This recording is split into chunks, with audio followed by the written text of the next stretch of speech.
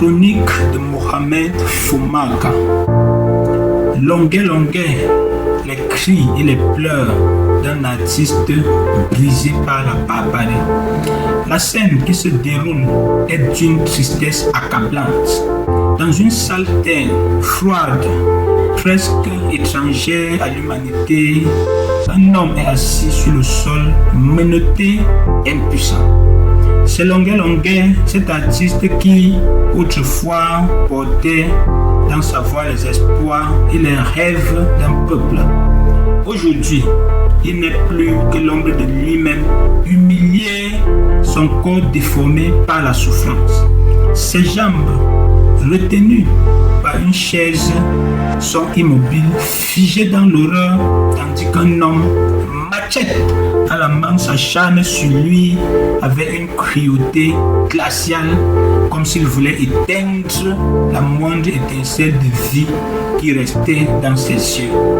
Chaque coup résonne comme une lamentation, une profonde déchirure dans son corps déjà brisé, une cicatrice de plus dans son âme torturée. Celui qui, hier encore, chantait pour la justice, se retrouve aujourd'hui à genoux, suppliant ses bourreaux dans une scène qui ne semble avoir ni fin ni espoir. La douleur est insupportable. Ses larmes coulent inarrêtables, tandis que ses cris étouffés se perdent dans l'indifférence glaciale de ceux qui l'entourent.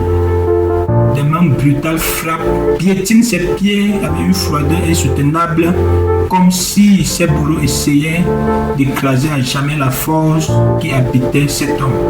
À quelques mètres, quelqu'un filme la scène comme on capturait un spectacle à diffuser, un triomphe morbide sur la douleur d'un être humain. Longuet, épuisé, à bout, implore une grâce qui ne viendra jamais, chaque appel se brisant contre le mur de la barbarie.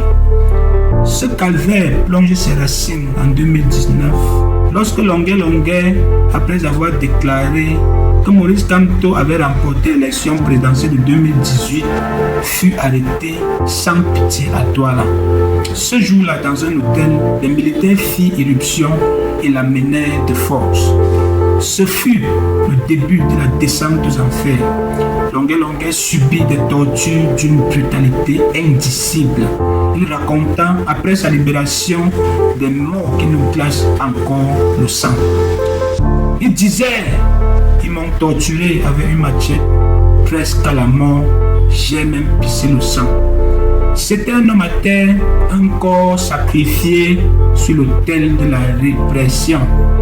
La voix de Longuet s'était levée contre l'injustice et pour cela il fut puni avec une cruauté qui dépasse l'entendement.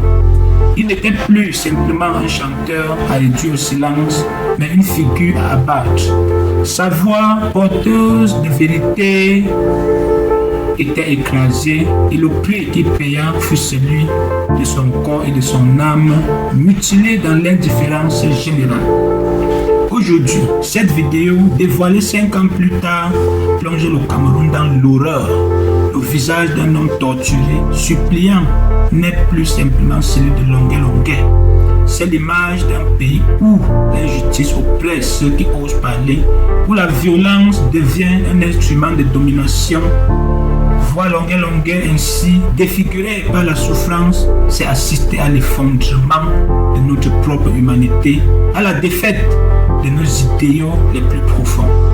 Sous le choc, la communauté camerounaise exprime sa tristesse et sa colère. Les artistes, les militants des droits de l'homme et même les figures politiques, tous se lèvent pour dénoncer cette barbarie sans nom.